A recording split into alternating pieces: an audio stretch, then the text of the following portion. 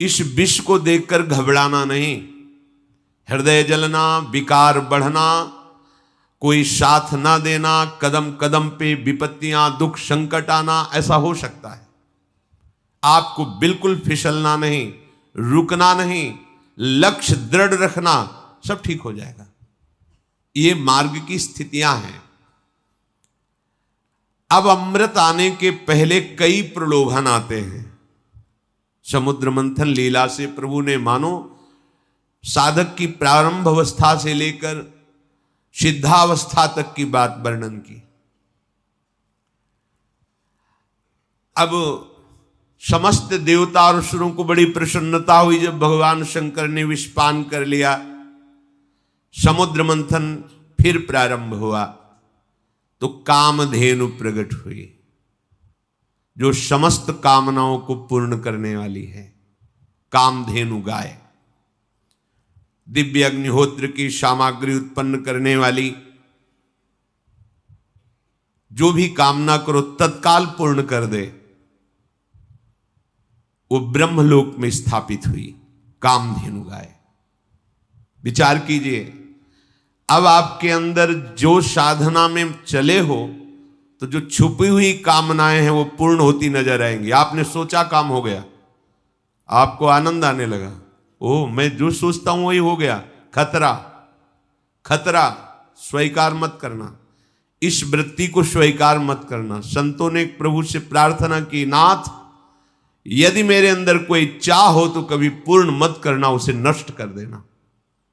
चाह नहीं, क्योंकि चाह होगी जगत की। बहुत धोखा है यदि आप इस जगत की किसी उन्नति को अपनी उन्नति मान लिए। यह अध्यात्म मार्ग है। आप एक मकान चाहते हैं, बड़े बड़े महल, ऐसे परकोटे, ऐसी ऐसी शक्तियों से सुरक्षित। देखो ना, भौमासुर का चरित्र पढ़ के देखो, 7 प्रकार की खाइयां, जहरीली गैस, बिजली, क्या क्या सुरक्षा काल भगवान ने मिट्टी में मिला दिया। न वो परकोटे बचे, न वो महल बचे, न वो महलों में रहने वाले बचे, केवल उनका इतिहास में नाम लिखा हुआ है। जगत की उन्नति की बात जब हमें सत्य लगने लगती है तो हमारा पूरा जीवन पार्थिव भोगों में चला जाता है। अध्यात्म मार्ग को हम जान ही नहीं पाते कि हमारा शरीर छूटेगा तो हमारी गति क्या होगी। सब जीने की व्यवस्था में पूरी आयु व्यतीत कर देते हैं, लेकिन आयु पूरी होने के बाद क्या व्यवस्था है उसके विषय में सोचते ही नहीं। अध्यात्म वर्तमान को और भविष्य को दोनों को महामंगलमय बनाता है। साधक की जब साधना अहंकार रहित होने लगती है, अर्थात विष का शमन होने लगता है, तो उसके अंदर दिव्यता आती है। वो जो पदार्थ सोचता है वही मिल जाएगा, व्यक्ति वस्तु का संयोग वही हो जाएगा। जैसा सोचता है वैसा ही होना प्रारंभ हो गया। ये कोई सिद्धि नहीं है, ये कोई लक्ष्य नहीं है, ये लक्ष्य से गिराने वाला है। अगर यहीं रुक गए तो अमृत पद पर नहीं पहुंच पाए अभी। इसीलिए वो कहां स्थापित की गई? ब्रह्मलोक में। अर्थात समस्त कामनाएं ब्रह्म में समर्पित कर दो, प्रभु के चरणों में समर्पित कर दो। मुझे कामनाओं की पूर्ति नहीं, मुझे आप चाहिए, और आप मिल गए तो कौन सी कामना बकाया रह गई। बहुत सावधान। कुछ साधक अपनी इसमें बड़ाई समझते हैं, मैं जो सोचता हूं वही हो जाता है। ये बड़ाई नहीं, धोखा है तुम्हारे साथ। तुम अपने साथ धोखा कर रहे हो, अपने भजन को खर्च कर रहे हो जो भगवत प्राप्ति के लिए, और ये करते करते तुम्हारा उत्साह नष्ट हो जाएगा। तुम सत्य संकल्प कर ही नहीं पाओगे भगवत प्राप्ति का। इसलिए कामनाओं की पूर्ति पे जलन होनी चाहिए। तुम्हारी इच्छा हुई तत्काल कामना की पूर्ति नजर आ रही तो तुम्हें भयभीत हो जाना चाहिए। प्रभु क्या आप देख नहीं रहे हो? नाथ एक कामनाओं की पूर्ति रूपी वृत्ति हमें परमार्थ से हटा देगी। ऐसा कभी नहीं होना चाहिए। राबिया जी नाम की भक्ता थी, उन्होंने प्रभु से कहा, यदि मेरे हृदय में कभी सुख की चाह हो तो महान दुख देना, अगर स्वर्ग की चाह हो तो घोर नरक भेज देना। प्रभु मेरे हृदय की चाह कभी पूर्ण मत करना। भर्तृहरि जी ने भगवान शंकर जब प्रकट हुए तो कहा, हे देवाधिदेव, मुझे कभी सम्मान से भिक्षा भी ना मिले। क्या ये चाह रहे हैं महापुरुष? अब माया का ये नाटक अब हमें नहीं चाहिए। ये प्रणाम नमस्कार प्रतिष्ठा महल घाती घोड़े वस्तु पदार्थ सब केवल पर्दे के हैं, पर्दे के। मान लीजिए जैसे आप फिल्म देखते हैं, पर्दे के हैं, सही नहीं है, यहाँ कुछ सही नहीं है, सब धोखा है। सही है तो एकमात्र सच्चिदानंद भगवान मान लीजिए, नहीं अंतिम में हाथ कुछ नहीं आने वाला, कुछ भी करके देख लो, काल के एक झटके में सब मिट्टी में मिल जाता है। जिसे हम देख रहे हैं कि हाँ हमारी बहुत उन्नति है, बहुत सुख है, बहुत साम्राज्य है, वो एक क्षण का अच्छा स्वप्न है, जगोगे कुछ नहीं है। जब कामधेनु प्रकट हुई तो उसे ब्रह्मलोक में स्थापित किया गया। उसके बाद उच्चैश्रवा घोड़ा प्रकट हुआ, जो असुरों ने लेना स्वीकार किया, तो असुराधिपति को उच्चैश्रवा मिला। कोई पद नहीं स्वीकार करना, ये तो प्रारंभ में ही गुरुजनों की कृपा थी। सदगुरुदेव भगवान ने कहा था जीवन में कभी कोई पद स्वीकार नहीं करना, कोई भी पद, तभी तुम परम पद की चाह से पुष्ट रहोगे। जब बच्चे ही थे तभी उन्होंने कहा देखो भाई, जिस मार्ग में तुम चले हो इसमें कोई पद स्वीकार मत करना, तुम्हें स्वीकार नहीं करना, पद मिलेगा नहीं ऐसा नहीं कहा, तुम्हें कोई पद स्वीकार नहीं करना, कोई पद नहीं, तभी तुम परम पद के अधिकारी बनोगे। कोई भी पद स्वीकार कर लिया स्वयं से तो परम पद के अधिकारी नहीं रहोगे। देखो चक्रवर्ती सम्राट पद पर अभिषिक्त हैं अम्बरीश जी, पर अपने ठाकुर जी के महल में पोछा स्वयं लगाते हैं, मार्जन स्वयं करते हैं, पात्रों का मार्जन स्वयं करते हैं, ठाकुर सेवा स्वयं करते हैं। अर्थात हृदय में सम्राट पद की स्वीकृति नहीं है, प्रभु के दासत्व पद की स्वीकृति। सावई मना कृष्ण पदारविंदयो, ये कोई भी पद अमुक अमुक अमुक, ये पद स्वीकार बाहर से प्रभु देते हैं, बड़े बड़े महापुरुष पदों में विराजमान, स्वीकृति नहीं हृदय में।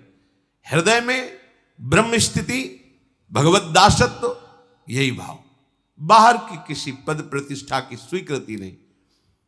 पूज्य मामा जी महाराज बक्सर वाले, उस समय संन्यास वेश में हम काशी में ही घाटों में रहते थे, तो युगल किशोर के गुरुदेव हैं, तो उन्होंने कहा आज बहुत बड़ी सभा है और वहाँ हमारे पूज्य मामा जी का अग्र पूजा सर्वश्रेष्ठ सम्मान दिया जाएगा।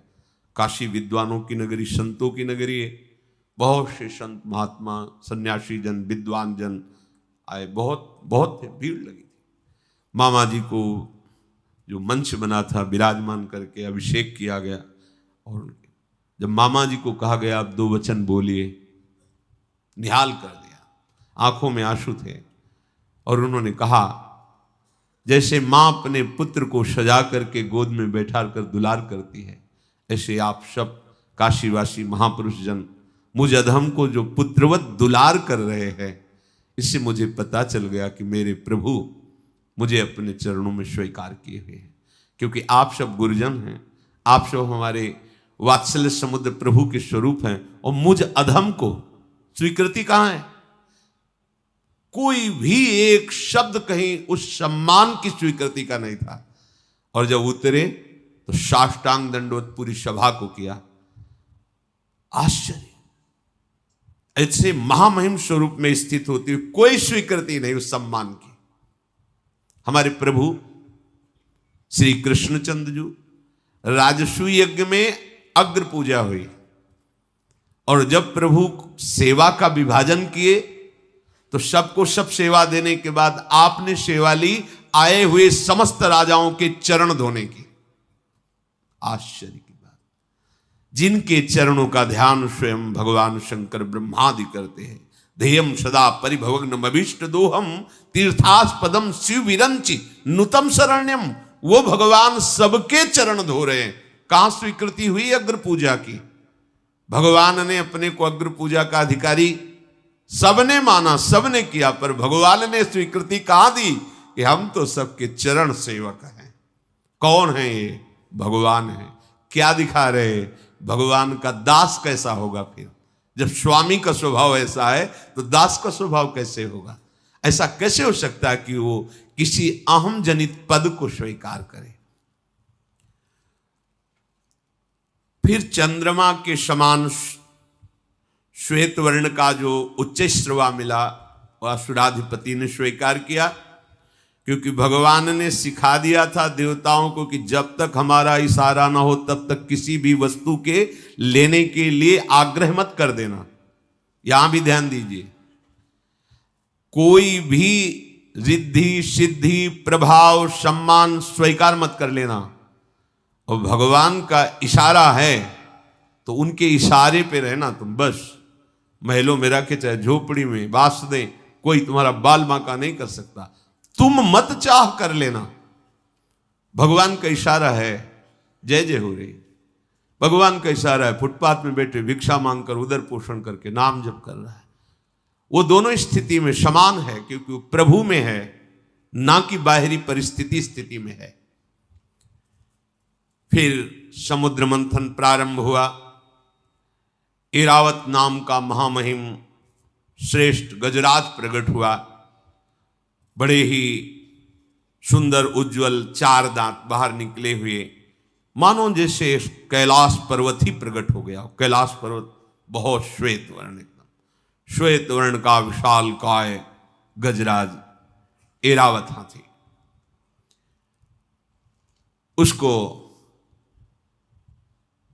देवराज को प्रदान किया गया, क्योंकि उच्च श्रवा असुराधिपति को तो देवाधिपति देवराज इंद्र को ऐरावत।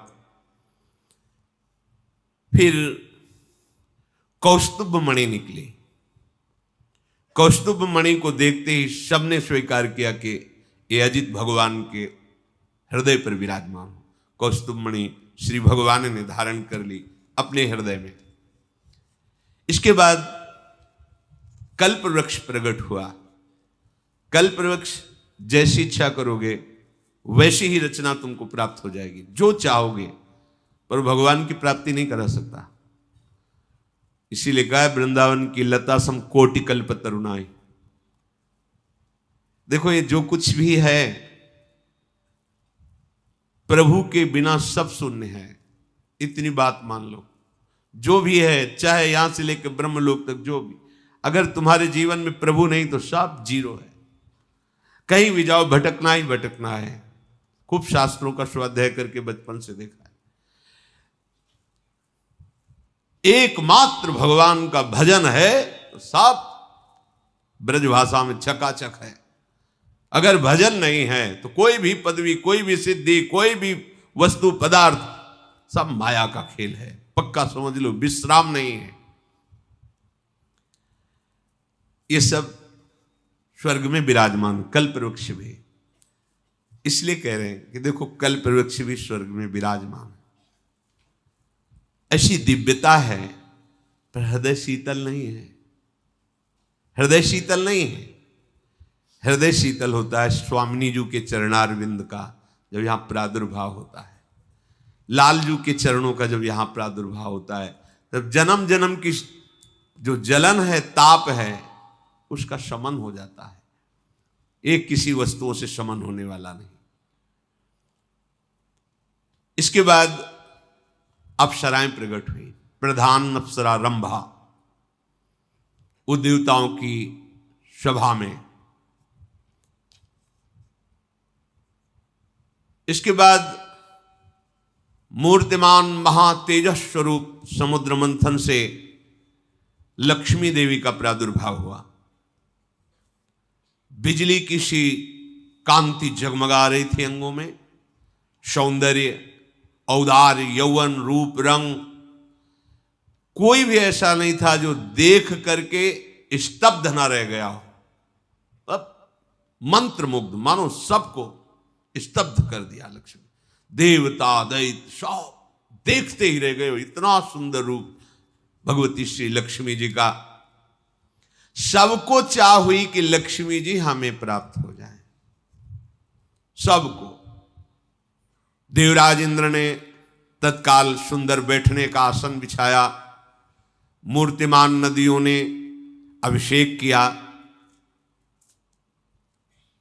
गंधर्वों ने मंगल गान प्रारंभ किया, अप्सराएं नृत्य करने लगी, मृदंग, डमरू, ढोल, नगारे, नरसिंगे, शंख, वेणु, वीणा ये वाद्य बजने लगे। भगवती लक्ष्मी जी मंद मुस्कुराती हुई हाथ में कमल लिए हुए, जो समुद्र मंथन से प्रकट हुई थी, देवराज इंद्र के द्वारा दिए हुए सिंहासन पर विराजमान हुई। ब्राह्मण वेद मंत्रों का पाठ करते हुए दिग्गजों ने कलशों से जल से अभिषेक किया। समुद्र ने प्रकट होकर हाथ जोड़ करके रेशमी वस्त्र प्रदान किया। वरुण देव ने नमस्कार करते हुए वैजंती माला प्रदान की। विश्वकर्मा ने भांति भांति के गहने, सरस्वती जी ने प्रकट होकर मोतियों का हार, ब्रह्मा जी ने कमल और 2 दिव्य कुंडल समर्पित किए। जब ब्राह्मणों ने स्वस्त्यन पाठ कर लिया तो अपने कमल को घुमाते हुए वरण करने के लिए लक्ष्मी जी निकली। कौन मुझे वरण करेगा? जिसकी तरफ देखती लक्ष्मी जी तो सबके हृदय में था कि लक्ष्मी जी मुझे ही वरण करें। लक्ष्मी जी ने विचार किया जो निर्दोष है उसे ही मैं वरण करूंगी। जिसको मैं वरण करना चाहती हूं वो नित्य हो, अविनाशी हो, वो मुझे चाहता ना हो। ध्यान से सुनिए, लक्ष्मी चाहने वाले को लक्ष्मी नहीं मिलती, तभी सब परेशान है, क्योंकि लक्ष्मी की चाह है। और जो अचाह हो गया तो लक्ष्मी जी उसको पुत्र की तरह दुलार करती है। पर यहां लक्ष्मी पति बनने के लिए सब परेशान है।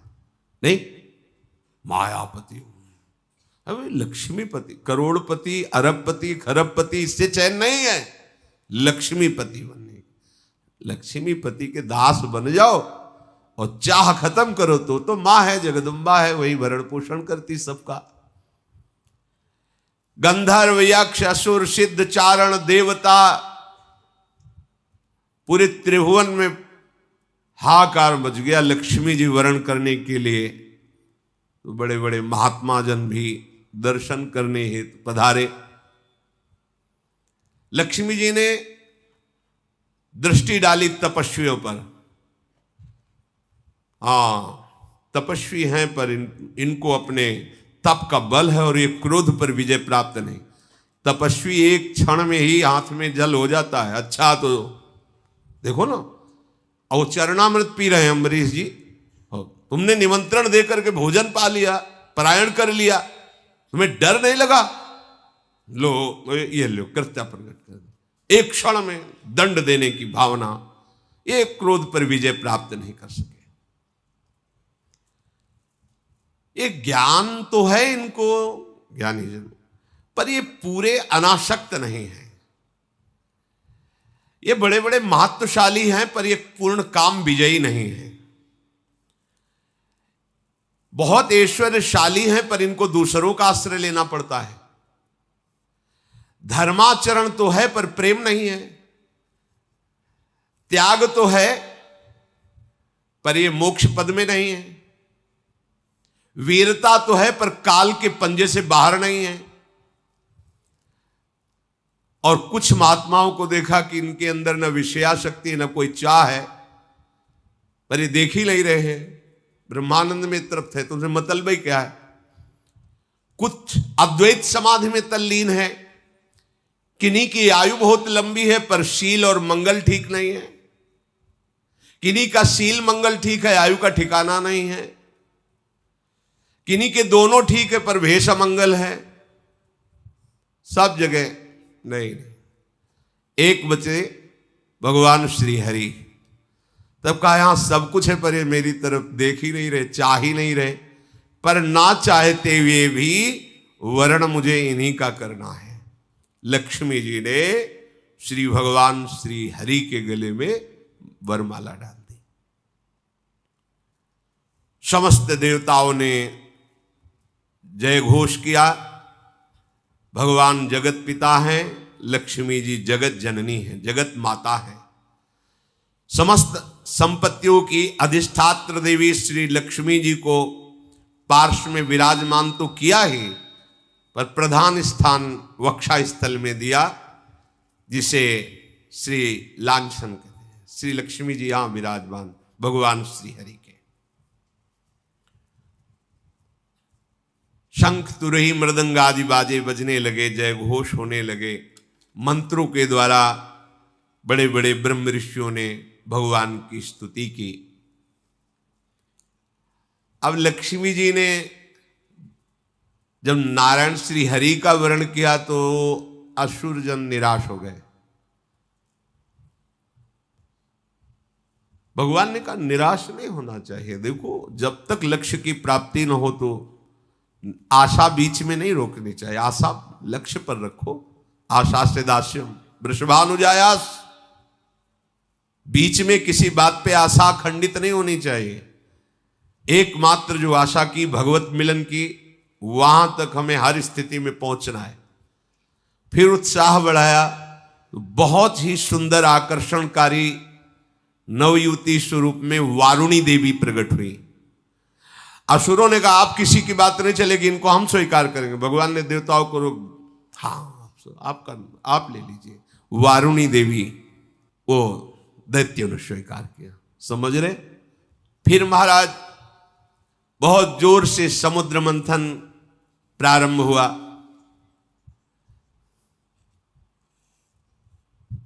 हलाहल विष, कामधेनु गाय, उच्च श्रवा घोड़ा, एरावत हाथी, कौस्तुभमणि, कल्पवृक्ष, रंभा प्रधान और अन्य अप्सराएं, देवी लक्ष्मी जी, वारुणी और पारिजात वृक्ष और चंद्रमा का भी प्रादुर्भाव समुद्र मंथन से हुआ। पांचजन शंख का भी प्रादुर्भाव समुद्र मंथन से हुआ। अब बहुत ही तेजस्वी लंबी लंबी अजान बाहु भुजाएं, कमल नयन, शरीर रंग श्यामला, गले में नवीन पुष्पों की माला, अंग अंग में सब प्रकार के आभूषण, पीतांबर, विशाल वक्षाय स्थल, तरुण अवस्था, सिंह के समान पराक्रम, सौंदर्य, घुंघराले केश, बड़ी ही अनोखी छवि, और दोनों हाथों में अमृत का भरा हुआ कलश लिए हुए भगवान धन्वंतरी जी का प्रादुर्भाव हुआ। धन्वंतरी जी 13वां और आखिरी जो वो अमृत कलश, ये 14 रत्न समुद्र मंथन से प्रकट हुए। भगवान धन्वंतरी के हाथ में अमृत का कलश है। जे ही कलश पर दृष्टि पड़ी, बस दैत्यों ने एक दूसरे की तरफ देखा और कहा आप किसी की अनुमति की जरूरत नहीं है। तत्काल दौड़ पड़े और घेर लिया धन्वंतरी भगवान को और उनके हाथ से अमृत का कलश लेकर के भाग पड़े। अब देवता सब उदास हो गए कि जिसके लिए तो समुद्र मंथन हुआ वो तो ले गए। भगवान से हाथ जोड़कर कहा इतनी मेहनत हुई, इतना सब आपकी सलाह से, आपकी कृपा से, आपकी सामर्थ्य से हुआ, पर प्रभु फल की प्राप्ति के समय तो ऐसे ही होता है। जब अमृत का समय आता है, अमृत पद में पहुंचने का, तब घसीट लेता है। ये आसुर स्वभाव तब तक घसीट सकता है जब तक पी न ले। उस समय भी भगवान ही वही पद प्रदान करते हैं। भगवान ने कहा तुम हमारी शरण में हो, इसलिए तुम खेद मत करो, ये एक बूंद भी नहीं पी पाएंगे। इनमें एक बूंद भी पीने की सामर्थ्य नहीं रहेगी जब तक हम नहीं कहेंगे। तो हुआ क्या, आपस में कि देखो पहले हम अमृत पे, वो कह रहे देखो हमारी बात मानो, पहले हम आपस ही में झगड़ रहे हो, अमृत कलश हाथ में लिए। भगवान बड़े लीला बिहारी, तू मैं, मतलब समझो अगर आसुरी स्वभाव के हाथ में अमृत भी लग जाए तो पान करने में नहीं लगते, वो झगड़ने में लगते हैं। अरे पहले पियो फिर लड़ाई झगड़ा, पहले उसको पियो जो मिला है। पर आसुरी स्वभाव उसका पान, जो तुम्हें मार्ग मिला, जो तुम्हें रस मिला उसका पान करो। मेरा उपासना बड़ा, आपकी उपासना छोटी, ये वो सब, ये पहले पान करो, रसमत्त हो जाओगे, फिर कोई बात नहीं, फिर तो कोई प्रश्न ही नहीं खड़ा होता। पर यहां क्या होता है, रसमत्त होने की जगह हम अपने को बड़ा छोटा, उपासना ये वो, ना का हो सो बोलिवो, ना कोई व्यवहार, अपनी कुंवर किशोरी को जियत निहार निहार, ये अमृत पान। चतुर शिरोमणि भगवान ने अत्यंत सुंदर रूप धारण किया, मोहिनी रूप। काहे के लिए? अमृत छीनने के लिए। समझ पा रहे हो? हाँ, भगवान ने मोहिनी रूप धारण किया, ऐसा सलोना रूप। वैसे ही सरकार करोड़ करोड़ कामदेवों को मूर्छित कर देने वाली मुस्कान वाले हैं, और फिर ये मोहिनी रूप धारण किए हो, वैसे ही मोहन है। ऐसे एक एक तिल तिल भर का, ऐसा एक जगह देख लो तो मूर्छित हो जाओ, ऐसा सौंदर्य। वो कैसे समझ में आएगा? भगवान के सौंदर्य के एक अंश से त्रिभुवन में जितना सौंदर्य है वो सब है। नौ यौवन अवस्था का वो स्वरूप देखो, भगवान सुखदेव जी देख रहे और वर्णन कर रहे, कैसी महा महिमामयी अंतर्दृष्टि है। एक एक अंग का वर्णन कर रहे मोहिनी भगवान की। और प्रकट कहां हुए? उन्हीं दैत्य सेनापतियों के बीच में जहां अमृत कलश लिए हुए थे। नूपुरों की झनकार, कंगन वलय की झनकार, किंकणी की झनकार जे हुई तो अमृत कलश से दृष्टि हटी और वो मोहिनी सरकार पर दृष्टि पड़ी। जे ही पड़ी, मंद मुस्कुरा के तिरछी चितवन से देखा, सब के सब दैत्य भूल गए कि मुझे पान क्या करना है। अमृत हाथ ही में रह गया, सब देखते ही रह गए, मोहिनी रूप को भूल गए। अमृत पीना मैं तू सब खत्म, देखते ही रह गए। ऐसा भगवान का रूप। भगवान के सौंदर्य को देखकर सब आसपास से भगवान को घेर लिए, मोहिनी ठाकुर को। उनमें से प्रधान बलवान जो असुर थे, एक दूसरे को दृष्टि से देख, पहले मैंने देखा, पहला प्रश्न मैं करूंगा, मेरा अधिकार है। भगवान सबकी तरफ ऐसे देखते हैं मानो सबसे अधिक मुझे ये चाहती है, ऐसा। बड़े लीला विहारी, जो उनमें अपने को बहुत बलवान और अधिकारी समझ। उन्होंने कहा, कमल नयनी तुम कौन हो, कहां से आई हो, क्या करना चाहती हो? सुंदरी, तुम्हें देखकर हमारे हृदय में प्रश्न ही प्रश्न खड़े हो गए।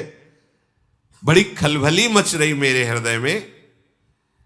ना तुम देवताओं के कुल की हो, ना दैत्य कुल की, ना सिद्ध, ना गंधर्व, ना चारण, ना लोकपालों की, क्योंकि आज तक मैंने ऐसा ना सुना है रूप, ना देखा है। फिर मनुष्य की तो बात ही क्या है, विधाता ने सिर्फ हमारे लिए रचा है तुम्हें। मुस्कुरा दिए भगवान, हाँ तुम्हारे लिए विधान इस तुम्हारे लिए ही किया है। सही बात है, ये विधान तो मैंने तुम्हारे लिए ही किया है। देखो, हम सब तुम्हारे सेवक हैं। देख लो, बड़े बड़े असुर सेनापति एक मुस्कान में बोल पड़े, हम तुम्हारे सेवक हैं। हम आपस में लड़ाई लड़ रहे हैं, तुम हमारा झगड़ा मिटा सकती हो? वैसे तो हम सगे भाई हैं, देवता और दैत्य, एक ही हमारे पिता हैं कश्यप जी। पर अब देवता दैत्य के बाद हम आपस में दैत्य ही दैत्य लड़ रहे हैं। ए देखो, ये सुंदरी हमारे पक्ष में है, ऐसा करें कि ये अमृत कलश इसको दे दे और ये पिलाए तो। भगवान ने सबकी तरफ देख के जे मुस्कुराया, हाँ हाँ हम राजी। अमृत कलश बिना मांगे हंसते हुए भगवान के, समझ रहे हो, बिना मांगे अमृत कलश उनके हाथ में। तिरछी चितवन से हर एक दैत्य को देख के भगवान ने घायल किया। हर दैत्य समझ रहा है मुझे सबसे ज्यादा प्यार करते तो अमृत तो हमको ही सबसे पहले पिलाएंगे। भगवान ने कहा मेरी भी बात सुनो, तुमने पूछा तुम कौन हो तो मैं अपना परिचय बता रही हूं, मैं किसी की नहीं होती। ठीक कह रहे, माया रूप धारण किया, माया किसकी है? हरि की है, किसी की और की थोड़ी हो सकती। भगवान के वचनों को समझना है। मैं किसी की नहीं हूं। समूहम सर्वभूतेषु न मे द्वेष्टि न च प्रियः, ना मेरा कोई द्वेष का पात्र है ना मेरा कोई प्रिय है, मैं सब में समान विराजमान हूं। अर्थात मैं किसी की नहीं हूं। तो समझ जाना चाहिए ना कि जो किसी के लिए है क्या? माया। माया किसकी होती? किसी के लिए। तो भगवान भगवान रूप में तो नहीं दिखाई दे रहे ना, मोहिनी रूप। तो क्या है ये? भगवान ने माया से ही तो ये रूप धारण किया। और तुमने अमृत के न्याय का भार मेरे ऊपर डाल दिया। क्या तुम हम पर अब भी विश्वास करते हो? और मुस्कुरा दिया। ये मुस्कुराहट ही भगवान की माया है, शास्त्रों में वर्णन किया गया है। क्या तुम ऐसा समझते हो कि हमारा मित्रता का भाव स्थायी है? ना समझना। मेरा ये शब्द तो कुछ और है। मेरा ये मित्रता का भाव स्थायी नहीं है। इसलिए मैं पहले तुमसे बता रही हूं कि मैं स्वेच्छाचारिणी हूं, मैं अपनी इच्छा के अनुसार चलती हूं। और उनका कुछ नहीं, तुम बिल्कुल नाराज मत हो, तुम जैसी हो हम मान गए, बस अब तो तुम हमारी हो और हम लोगों को हम। भगवान ने इसलिए पहले कह दिया कि हम कोई छल कपट नहीं कर रहे, हम तुम्हें पहले बता रहे हैं हम अपनी इच्छा के अनुसार चले, मैं किसी की नहीं हूं। ऐसा मत मान लेना कि तुमने वादा किया था कि मैं तुम्हारी हूं, पहले कह रही हूं, हम पर विश्वास मत करो।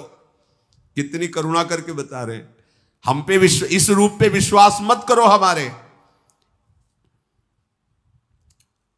और मुस्कुराकर हंस दिया। हंसना हुआ कि दैत्यों का हृदय तो चलनी हो गया। उन्होंने और इसे विश्वास समझा, मतलब ये बहुत सच्ची बात कह रही, मतलब ये विश्वास योग्य है। नहीं तो कह सकती थी छल कपट भरी बात, हम तुम्हारे पक्ष में हैं, ऐसा ऐसा कुछ। बिल्कुल खरी बात कही, बहुत सही बात कही, ये तो विश्वास के योग्य ही है। उन लोगों ने अमृत का कलश भगवान के हाथ में दे दिया कि हमें भरोसा है इस मोहिनी रूप पे। भगवान ने अमृत कलश हाथ में लिया और चले लहराते हुए। कृष्णकटी, बड़ी शोभा वर्णन की भगवान परमहंस श्री सुखदेव जी ने। मुस्कुराते हुए मोहिनी भगवान ने कहा, देखो मैं उचित करूं या अनुचित टोक नहीं सकते हो। अमृत कलश हाथ में है, तुम टोक नहीं सकते हो। तिरछी चितवन से, लजीली चितवन से देखा, हाँ स्वीकार है, बिल्कुल नहीं बोलेंगे। बड़े बड़े दैत्यों को मोहिनी ठाकुर ने अपनी मोहिनी चितवन और मोहिनी रूप और मोहिनी वाणी से आसक्त कर लिया। सब ने एक स्वर में स्वीकार कर दिया कि आप जो चाहो जैसे, हम बिल्कुल नहीं बोलेंगे। भगवान ने कहा सब पहले समुद्र में स्नान करके आओ। समुद्र मंथन से श्रम जो हुआ है, क्योंकि देवताओं को बुलाना था, सब देवताओं को बुलाया, चलो आओ। बड़ी सुंदर साड़ी, नितंबों का भार, आंखें मद से विह्वल, मतवाली चाल, गज शावक के समान जंघाए, स्वर्ण से नूपुर झनकारती हुई मोहिनी ठाकुर पर देवता के समान जान पड़ते थे। मंदभरी मुस्कान से पहले दैत्यों के सामने गई और कहा, देखो उचित है, तुम ही स्वीकार करते हो कि देवता और दैत्य दोनों एक ही भाई हैं, पिता के पुत्र हैं, तो दोनों भाई हुए, झगड़ा नहीं करना। हमारे ऊपर छोड़ा है ना, अब हम पहले उस लाइन से, तुम इधर मुख करो, तुम इधर मुख करो, एक ही साथ बैठा ला। और हर दैत्य के सामने बिना अमृत कलश पिलाए कटाक्ष करते हुए भगवान धैर्य पूर्वक बैठे कि प्यार तो हम ही से करती है और हम ही को अमृत पिलाएगी, घूम के कहीं से भी आ जाए। दैत्यों के सामने जब भगवान चल रहे हैं तो अपना पल्लू गिरा के चल रहे हैं। असुर स्वभाव वैसे ही है। देवताओं को भगवान सामने जाकर बिल्कुल सावधान, सब बिल्कुल सावधान बैठे हैं। हाव भाव कटाक्ष से मोहित करके दैत्यों को फिर अमृत पिलाना शुरू किया। देवताओं को देखते जा रहे भगवान। वो अमृत जो मृत्यु का नाश करने वाला है, अर्थात अमर कर देता है। बुढ़ापा नहीं आएगा, कोई दर्द नहीं, कोई पीड़ा नहीं, बहुत प्रकार के उसमें सद्गुण। परीक्षित असुरजन मोहित हुए बैठे हुए थे, बिल्कुल हलचल हृदय में नहीं थी। वशीकरण कर लिया था मोहिनी ठाकुर ने अपने नेत्रों से, मंद मुस्कान से। और वे समझ रहे थे ये जो करेगी वो हमारे प्रियता में ही करेगी। मोहिनी ठाकुर से उन्हें अत्यंत प्रेम, भगवान जान के नहीं, एक सुंदर स्त्री समझ के। और देवताओं को बिल्कुल कोई फर्क नहीं था भगवान की किसी भी चितवन में, मुस्कान में। क्यों जान रहे क्या श्री भगवान है, समझ रहे हो? कोई भी सौंदर्यशाली तुम्हें तभी आकर्षित कर सकता है जब तुम उनमें भगवत भाव नहीं करोगे। यदि भगवत भाव करोगे तो कोई तुम्हें आकर्षित नहीं कर सकता, क्योंकि परम सुंदर भगवान सब में विराजमान है। एक भी देवता मोहित नहीं हुआ, क्योंकि वो जानते कि श्री भगवान है। और एक भी दैत्य नहीं बचा जो मोह से युक्त ना हो गया, क्योंकि वो जानते नहीं कि ये श्री भगवान है। बस इतना ही खेल है। मत्ता परतरम नान्यत किंचित अस्ति धनंजय। मेरा ठाकुर कह रहा है मेरे सिवा कुछ नहीं है, और हम क्या देख रहे हैं? स्त्री पुरुष, उत्तम अधम, अच्छा बुरा। तो यही मोहिनी ठाकुर की मोहिनी माया है, जो हम उनको न देख करके और कुछ देख रहे हैं और कुछ मान रहे हैं। वही कारण है कि हम अमृत पद को छोड़ करके आसक्त हो रहे हैं देहों में, भोगों में। अमृत देवताओं को पिलाया जा रहा है। तो राहु दैत्य ने सोचा कि कहीं मेरे साथ छल तो नहीं हो रहा है, कि इधर पीठ पे पीठ लगा के विराजमान किया गया, तो ऐसा तो नहीं हो रहा कि मुझे छला जा रहा हो। तो देखा तो इधर से गए थे बिना पिलाए, उधर सबको पिलाते हुए आ रहे हैं। तो बगले में तो पंक्ति लगी थी, चट से एक देवता के बीच में ऐसे घूम के बैठ गए राहु, और भगवान ऐसे देख रहे थे सावधानी पूर्वक। और देवताओं की अंजलियों में अमृत, चंद्रमा और सूर्य ने तुरंत कहा प्रभु बीच में राहु। अमृत गिर चुका था। भगवान ने तत्काल सुदर्शन चक्र से उसका सर काट डाला, पर यहां अमृत नहीं पहुंच पाया। बस इतने में ही आज भी है, जो चंद्र ग्रहण सूर्य ग्रहण है ना, वो इसीलिए पड़ता है। सिर अमर हो गया। आज भी वैर भाव रखकर चंद्र ग्रहण सूर्य ग्रहण, वो चंद्र और सूर्य पर आक्रमण करता है राहु। सब अमृत देवताओं को पिला दिया। असुरों ने जब पीछे मुड़ के देखा तो कलश में एक बूंद भी नहीं। बस आप इतना समझ लीजिए कि भगवान को जब तक भगवान नहीं मानोगे तब तक अमृत पद पे नहीं। एक भी यहां कोई वस्तु, व्यक्ति, स्थान अन्य नहीं है। महापुरुषों ने अनुभव किया, जड़ चैतन्य कछु नहीं दिखत, जित दिखत तित श्याम खड़े। गोपीजनों ने देखा है, जित देखूं तित श्याममयी। गोस्वामी जी ने देखा, सी राम में सब जग जा, मेरे प्रभु ही हैं। जब तक भवदाकार वृत्ति नहीं होती तब तक इस अमृत पद का अधिकारी नहीं होता। प्रभु से बिलग कोई भी वस्तु, कोई भी व्यक्ति, कोई भी स्थान है तुम्हारे हृदय में, वो तुम्हारे अमृत पद से तुम्हें वंचित कर देगा। देखो ना, अगर हिरण के बच्चे में भगवान की भावना कर ली होती भरत जी महाराज ने, मेरे भगवान। तो भजन छूट गया ऐसे शब्द नहीं आता। कुत्ते पे भावना कर ली नामदेव जी ने तो वही प्रकट हो गए भगवान विट्ठल। जल लेने गए तो बहुत लंबा भूत वहां नदी के किनारे था, तो ऐसे देखा, वाह प्रभु ऐसा भी रूप धारण कर लेते हो। वहां भावना की तो देखा विट्ठल भगवान भूत के रूप में मुस्कुरा रहे हैं। जब हम प्रभु से बिलग किसी की सत्ता देते तभी हमारा जन्म मरण निश्चित हो जाता है। यहां प्रभु से बिलग कुछ नहीं है, सब में प्रभु विराजमान वही हैं। ये पंचभूत भी वही बने हैं, पर इसकी प्रक्रिया है। इसको दो विभाग किए जाते हैं, एक किया जाता है सत और एक किया जाता है असत। है वही, पहले असत का त्याग करो, सत में प्रतिष्ठित हो। जब सत में प्रतिष्ठित हो गए तो सब कुछ सच्चिदानंद है, यह अनुभव हो जाएगा। असुर एकदम भड़क गए, कलश तो खाली हो गया।